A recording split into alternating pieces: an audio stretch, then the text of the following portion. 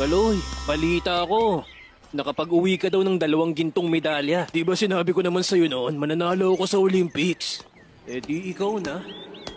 Sa bagay, may tiwala naman ako sa lakas mo. Naka-jackpot ka boy, ang dami mong makukuha ngayon. Ano ka ba bro? Babalatuhan naman kita eh. Teka lang. Kung di ako nagkakamali, si Chloe yun, di ba? Ngayon mo lang ba napansin? Engot. Bakit nandito si Chloe, Kaloy? Anong ginagawa niya rito? Huwag ka nang magulat, bro. Kahit maliit ako, nakakadagit pa rin ako. Sandali lang, Kaloy. Huwag mong sabihin kayo ni Chloe ay. Jowa ko na si Chloe, bro. Di ko napigilan, tumibok ang puso ko. Nakakagulat nga! Engot. Paano kayo naging kayo? Eh di ba may something kayo ng trainer mo? Nasisiraan ka na ba bro?